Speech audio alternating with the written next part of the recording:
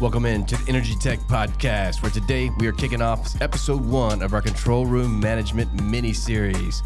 And Mike and Daniel will be discussing Control Room Management, scope, and applicability. Guys, welcome into the show. Hey, Jeff, we're glad to be here. I am your co-host of the Energy Tech Podcast, Mike Flores. It's good to be here in snowy Canonsburg, Pennsylvania, of course, with our guest, Mr. Daniel Nieto, Regulatory Compliance VP right here at OpSite Energy, ready to lend his expertise. Daniel, glad you're on the show, man. Hey, glad to be back. Thank you, guys. Yeah, it was kind of rough coming in, Jeff. We got here, and I'll tell you what, Pennsylvania can keep its snow. I know I talk about it a lot, the weather, but, man, I think with it came a cold. So if I sound a little sick, the good news is... all sound a little under the weather. Yeah, but the good news is that if you hear me sounding sick, you won't catch it. Just catch the episode. Catch the episode. That's right. Catch yeah, we went episode. to West Virginia versus Texas Tech football game this weekend up here in Morgantown. Yeah, and it was like 24 degrees at tailgate time, kickoff, maybe closer to freezing. But wow, that didn't help the cold, man. But it was a good outing. That's a lot of OpSite folks, a lot of fun there. So.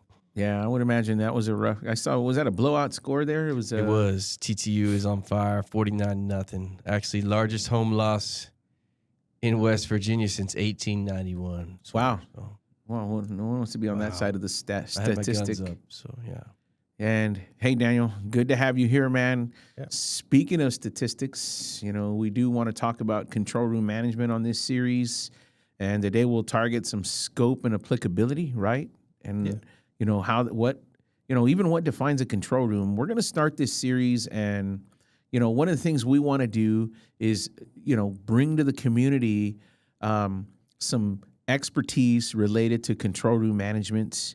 You recognize that this is probably something that gets covered, but it's not until you get a letter or you're ready for a gap analysis that this even comes to light sometimes in your control room or you're considering a control room. So, Daniel, again, it's good to have you to bring the expertise. Kind of tell us and guide us. Where are you going to take us on this episode? Yeah. So overall, the episode we're going to talk about your foundation. We do have a slide here, and we'll go ahead and kick that off at where we're talking about the regulatory foundation and what triggers the application or applicability for SCADA and control. And we got to remember those two things, right? And what the exceptions are, whether, you have gas exceptions, that you could have a limited scope, and there's no exceptions for the hazardous liquid. Yeah. So let's set the foundation here, because I think, what if you're listening in, you're tuning in, we're hoping that you're either in operations, you're on the control room management side. This is going to be beneficial to you. But I think we're starting this off by saying this is the foundation applicability, right? The control room. Your overall program, yeah. Yeah, it matters. This is the kind of the early foundation we're setting. We'll call this the capstone episode, right? About the whole program. Does it even apply to you, right? Yeah, that's exactly where we're going to start out at. And you're exactly right. People have a control room. They're not sure. 1 year they could be, maybe it's a limited scope. And, maybe they go over, if they're a gas system, maybe they go over a count, or maybe they add some features from, control perspective on compressors or whatever it is. And now they're at a full CRM compliant control room. So what you're saying right there, Daniel, is sometimes, hey, I'm not regulated. Let's make sure that we clear this up. There's control rooms that exist out there. They're not what we consider to be regulated, right? So it may not apply to them if they run this, let's say, an upstream production control room. Sometimes if they're PSM regulated, but they're not exactly CRM regulated. So there's something that actually triggers that, right? And you just said a couple of those.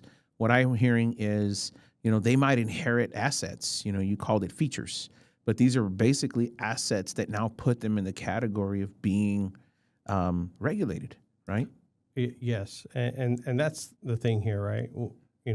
Let's start with what is a control room, Okay. right? And then we'll go into what is a controller.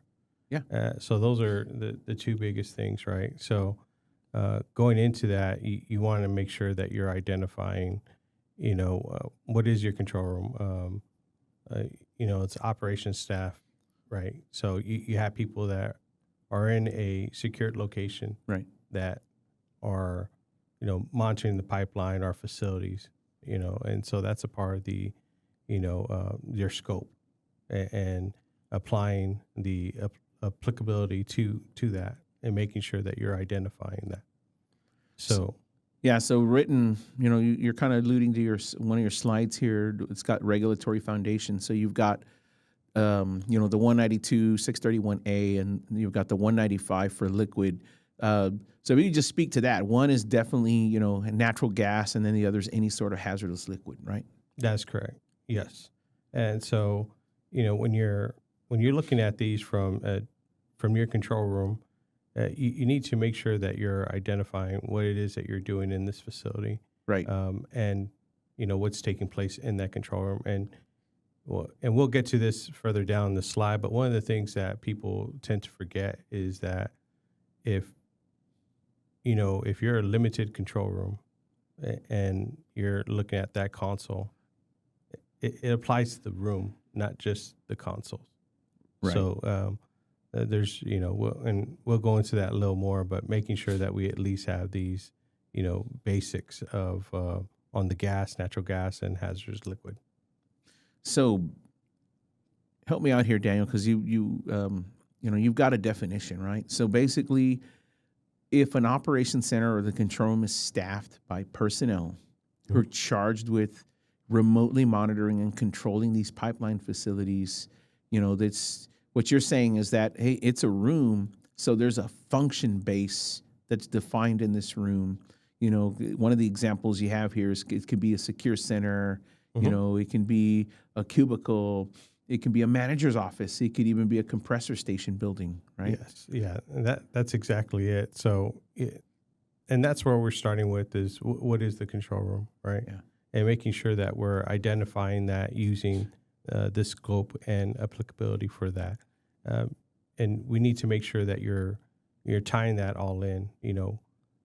Are there staff monitoring these pipelines and these facilities, and what are their capabilities to do so? So in other words, there's a litmus test, if you will, right? Remember, when you're in class, you've got this litmus test that you can do. Basically, the litmus test is if it's remotely monitoring and controlling or executing, what are you executing here, right? That's kind of part of that definition. Then you understand, is it based on the liquid type and the pipeline size, or that fit that criteria for gas or liquid, right? That's correct. So, and that's where you go to those. We have the codes listed here. Yeah. So you definitely go to these codes and look at these and make sure that you're identifying. You want to document how you're coming to this conclusion. Got you. And it has to be, defined very well and have that documented within your CRM program, or if you create any type of memos or any type of documents that needs to be shared for your controllers. Because if you do have an audit, they want to see how this is identified and how you came to this conclusion, whether or not you are regulated or unregulated. So what you're saying is the best thing you can do, because it's going to point to this control room management document, is I call it, I wouldn't say it's the intro, maybe it is the introduction. It's saying, look, here's what's defining us as a control room. It needs to be in writing, but then it needs to be something that becomes part of the room, and the personnel know, whether that's in training documentation, whether that's in the CRM itself. It has to be on that kind of record and be known, this is what makes us a control room. That's right. From a new controller, even a new manager stepping into this role, or new regulatory person coming on board, what you're going to look at is how we're identifying how these assets are being managed. You may not have a control room. Right. Right. You may not even have a CRM plan when you walk in. and you're able to quickly identify based off reading this information. And like you said, are you in a cubicle? Are you a manager overseeing some type of operations from your office? So you're really trying to identify the responsibility from a remote operations of controlling a pipeline facility. Right. Now that, okay, so now, here I am, I've recognized that this is a regulated control room based on that definition. My litmus test is passed. Remote monitoring, I know what I'm controlling based on a regulatory rule. Now you have to actually define the personnel as well, which is your controller, right? That's correct. And what are some of the things that you want to note about that? Like, hey, because I can't just put anybody in that chair. I can't take, hey, we took a guy that was on pipeline. He got injured. So he can't be out making rounds or working on the pipeline. So let's throw him in the control room. That's not something you can do. You can sit him in there, but to get back to this, you have a control room definition, but you also have a controller definition, right? Yes. So your controller, one, it has to be qualified, right? So he's via the SCADA system now. That's critical. But you have to remember as well, if they're sending someone out there to take action, even though you don't have SCADA control over that, they're still manipulating something at the field level. Yeah, so you kind of got a slide there that's got those key definitions, right? Once you've established your control room on the left, kind of that next step is, what is the qualified controller, right? You kind of pointed this out, just a minute ago, but really, what's the authority, right? What's their, what is it that they're actually in control over, their authority and accountability for a pipeline or whatever. Then you have this inclusion. So includes, hey, not just monitoring SCADA, but direct field technicians. Mm-hmm. If you're controlling, you're actually giving them instruction, regardless of whether that's an app, email, or a phone call. At some point, you're checking the box saying that's included because you're giving them direction. And then the third one here that you have is, that there's a requirement that they have to be qualified for a certain set of tasks that they're trained on. Yes. So, and again, that brings it back down to, when you're bringing on your staff and again, you already, identified your facility, you defined your control room. Now you're identifying your controller, right? And these individuals have to be qualified. So you have to have a training documentation for any type of audit that comes up, right? Ensuring that you have that qualified controller for these covered tasks. Got it. So now we've checked the box. We've got a control room. You got another slide that says, hey, when does the CRM apply? And you've got, look, I've got a SCADA system. There's my building. I now have a control room. Here's my controller. So, and you fit the bill for the CRM rule, right? Where does it apply? Well, here it is. You've got this SCADA system. You're using it for direct area, a span of control. Mm-hmm. You've got a control room, the room itself. You've identified that. You've got your controller now that has these 3 check boxes, if you will. Those are high level, but essentially that's what it is, right? And then finally, hey, this CRM rule applies, right? So now you've triggered something where the regulation applies to have that controller working in the control room, right? Yes. So, just to speak to, these things, you have to determine, as far as your assets, whether or not you're, again, CRM applies to it. Right. And if it doesn't, that's fine. You've identified that. You just need to have the documentation to show that you've gone through the process to review it. And so, Daniel, you're talking about pipeline facilities in particular, and whether or not they are regulated by either 192 or 195. And so maybe you've got all the things like you said on the slide, SCADA system controller, but if they're controlling things that are not regulated under 192 or 195, then essentially this You're off.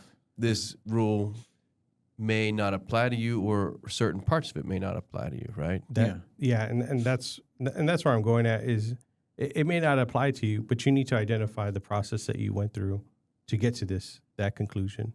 Because when, and you got to remember, I may be here today and gone tomorrow, and I've identified it for the system. And these are the people I pulled from to identify that information. And, when an auditor comes in, they're not going to, look at, well, that person is no longer here. They're looking at the documentation that goes on from a year-to-year review, or acquisitions that are made, or new facilities are being put in place. So these things need to be kept up and maintained, the entire time. So we have an idea, right? Hey, you're right, Jeff. I mean, you can go through this whole process, and CRM rule doesn't apply just because whatever you're moving is not regulated in terms of pipeline size or whatever the requirement is, right? You've determined that now. So you have this applicability trigger, but let's talk about what doesn't apply, right? Because that's important sometimes for folks to know. I think the three of us have worked in areas where you're working with other control rooms. We've combined, I'm sure we've stood up quite a few together. When you collectively look at that, you've got people that didn't even realize, hey, I apply to the rule, right? Or I could be in violation, right? So, but there are times where it doesn't apply, and I want to kind of walk through a couple of those that kind of stuck out to me. Dan, we bring up things like, hey, there's no SCADA system used for control. You also have, hey, there's no defined control room, right? There really isn't. And then you have no personnel with authority to control via SCADA. I have a question because this has come up, or maybe we could answer this and pop the bubble or whatever you want to do. Hey, you've got you really got to pay attention to some of, what you're doing in terms of applicability. That's why we're making it a big deal here. We're staying on this a little bit, when it doesn't and when it does apply, and, you've got that, begin the kind of the formal applicability that needs to be formalized and written. So, we've got that, right? And then from there, now you have some additional scope requirements. I do want to point to the fact that a lot of this, is it true? I can kind of follow along if I looked at APRP, I think it's 1168. If I said, look, if I was going to help identify some things, I might start with 1168 as a good outline to what I'm looking to do, or what would you point to? Yeah, so as far as, you definitely want to look at what, what PHMSA has on their website and identifying, from there, and making sure that you use that information and applying that to your system overall. You're looking at whether or not, make sure that you've identified that from on your gas side, and looking at the transmission, distribution, and we already know moving forward that there's the exceptions as far as, the service count, or, operations, without, SCADA capabilities on compression. So kind of what you're alluding to, I guess what I'm hearing right now, Daniel, is that there might be a limited scope requirement. You have a slide about that, where you're talking about, hey, if we're pointing to 192, if it's gas, right? You're not exempt from the entire rule. No, you're just limited, right? Yeah. So you're not at any time, there's no CRM, right? And again, that's where it's really critical for the operations folks to look at this and make sure that, we have, fatigue, mitigation if you are to the limited scope. Right. You have fatigue mitigation, you have compliance and validation, and you have compliance and deviation, right? So there's D, I and J there that you have to still, be held to as far as the limited scope. One of the things I noticed here is kind of this limited scope requirement, right? It looks like it points only to gas, not necessarily hazardous liquid. I did want to ask you about compliance and deviation. is that related to shift, or is that related? What area is that related to in terms of deviation? Deviations could be from any standpoint regarding your operations. Again, deviations are from any procedures that that you're not following, or changes that are being made. It could be from SCADA systems. It could be to shift change. I mean, deviations can cover, many things. But you would say that if I'm now have this control room and I want to have some limited requirements, I got to make sure that number one, I've got a fatigue plan. I've got fatigue mitigation in place. Correct. Number two, yeah, I've got some compliance validation. I've submitted some procedures, for operators, that make them available for inspection, right, for compliance. Yeah, this is a CRM plan, essentially. Right. It's Your CRM just plan. that limited scope there. Yeah. And then finally, you're saying if we're going to have compliance deviations, those deviations could be management of change, shift deviation, Hours right? of and service, hours of service. or Yeah. AOCs. Yeah, or abnormal operating conditions. So if you're really going to talk about make sure you have these deviations, you would say in that section, Jay, that those are probably the 4 or 5 things you want to make sure you document. Yeah, I mean, it could be like you said, hours of service, right? That ties into your mitigation portion of it, Yeah. right? So, what are you doing from your mitigation portion? What are your hours of service that you've identified within your plan? Are you allowing for continuous 8 hours of sleep? Yep. How many days are you working? Right. It could be based off your schedule. Got it. So we went through an audit with this type of what I call CRM light.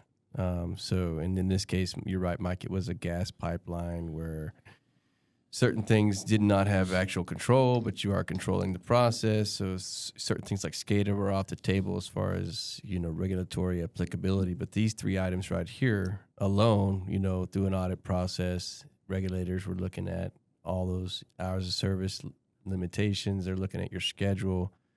They're looking at how you OQ operators and, all those sort of things, normal things.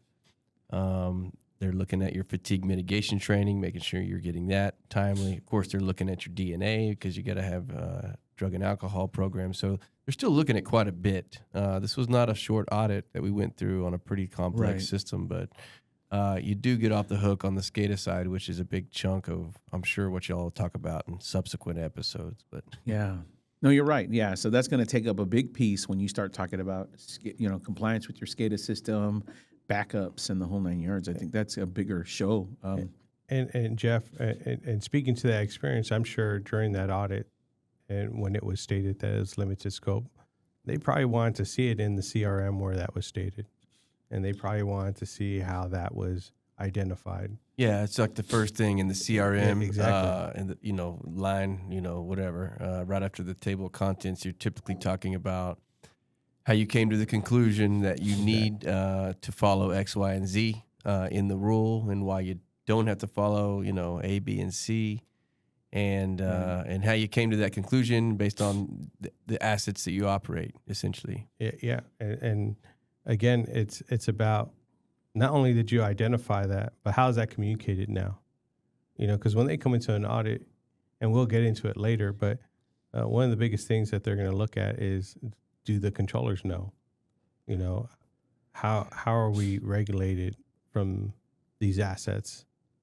And they should be well aware of Which asset in particular. Exactly. Before an auditor shows up, your controllers definitely need to be coached. Well- If it's going to be in person, they should always know it for sure through training. Yes. But Right. you should kind of know why you're triggered to be into a regulated environment. Right. Yes. So definitely every year during any type of reviews, interviews with controllers, or just the training in general on your CRM, it should identify how you've come to the conclusion and what makes you regulated. It could be the miles, it could be the service connections, it could be, the control standpoint. And we'll go through more of these slides, but we'll definitely get into that information. Yeah. So, the next one, you kind of mentioned this earlier, but I want to help clear this up. You've got what's called the room level rule. Kind of walk us through that, what that means, Daniel, because we're representing console A, console B, and then you've got basically the entire control room, right? So does that mean everyone in the room has to be operator qualified to sit in there, or kind of what does it mean when you say, hey, there's a caveat to the room level rule? Right. So, and this is, where a lot of people don't understand, when it comes to, it's not about that one console, it's not about just those items. It's everything that's within that room. Yeah.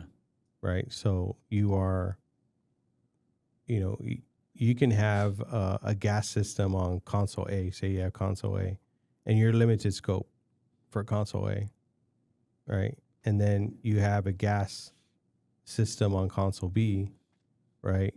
And there's SCADA control on, and that's what we have here, right? So, and you only feel like that only applies to console B, right? To the full scope. Well, again, it's the entire room, and not everyone fully understands that, right? So you have to speak to the room, not the console. Everything's written for that room. And, one of the things when you go into an audit, you're having to fill out the asset forms, right? So how does that apply? Like if, OpSite's in the business of, could have multiple customers. How does that affect kind of what you're doing in the room? So say you have a client that is bound to just the limited scope. Once you introduce a client that is, fully regulated, well, now operators OQ'd Yes. in those roles when they're in that room and they're sitting right next to each other in that same room. If you're following a full CRM compliance rule, right? Hey, this is kind of like that supersedes any other light rule or no rule before that, right? Yes, but that needs to be communicated to the operations of, if you're doing a third party and you have a client that is limited scope and you introduce a new client in that same control room, maybe on that same console or a different console, they need to be made aware that now they're, Yeah. The exemption is no longer there. Yeah. So they have, that's kind of rolled out already. Got it. And again, if it's in the same room. Got it. So now a lot of that function, is in terms of, we'll say natural gas. Now let's just kind of hone in a little bit on hazardous liquid, because there's really no regulatory exception when it comes to hazardous liquid, right? Unlike gas. That's correct. So there's no exceptions there. It's fully regulated there at that point for liquid lines. Yeah. So there's really no exception. distinction right Yeah. there. No distinction there if you're managing.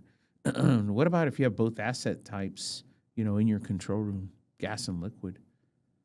Yeah, and it goes to the same thing. The exception is no longer there. Okay. Yeah. Otherwise, it's full CRM rule, right? Correct. And if you're from a third party standpoint, that client is now. Is it maybe you want to review after this? Now we're here at this point, right? What do we want to review? And walk us through each one of these. These are the ones that are saying, now, great, we've talked about this. Let's wind back a little bit and just say, hey, these are really the action items you're looking at.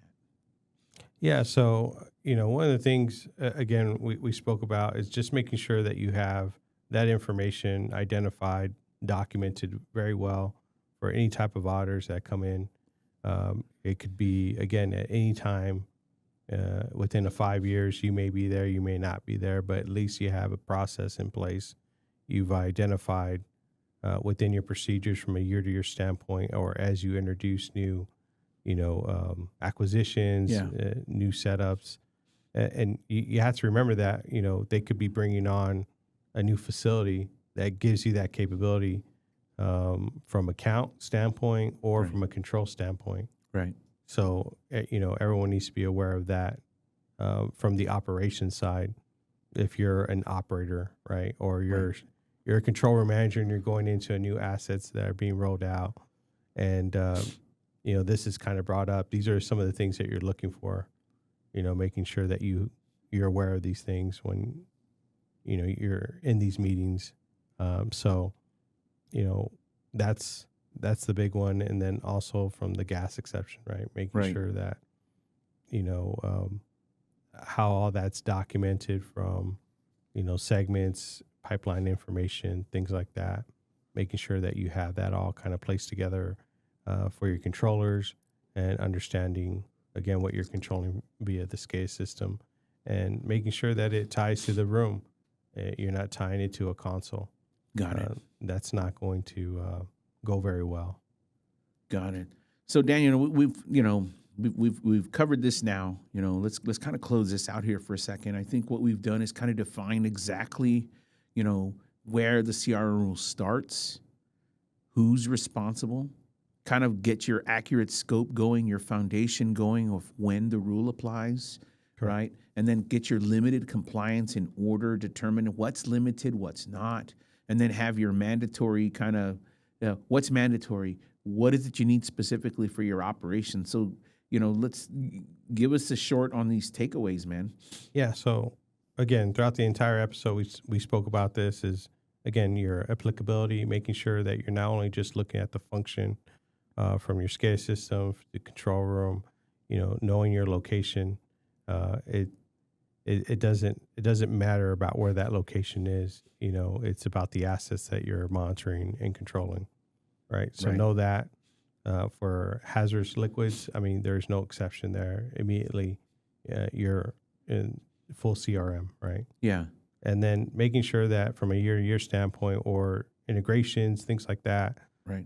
If you do have some gas exceptions that you're, monitoring those into your control room. And if you have, different types of, assets. So number 2 coming up, we'll talk about roles and authority and awareness for your control room. Correct. Right. And how it links back to the CRM rule. So I think that will be really good for us to cover. Great to have you on the show, Daniel. We're going to continue this episode series. If you're watching, still comment, like and subscribe, share with your counterparts and other control rooms. We definitely want to hear from you. And that's going to wrap up this episode. Thanks for listening, watching, and don't forget to like and subscribe. I'm your co-host, Mike Flores. It's part of this mini series on the Control Room.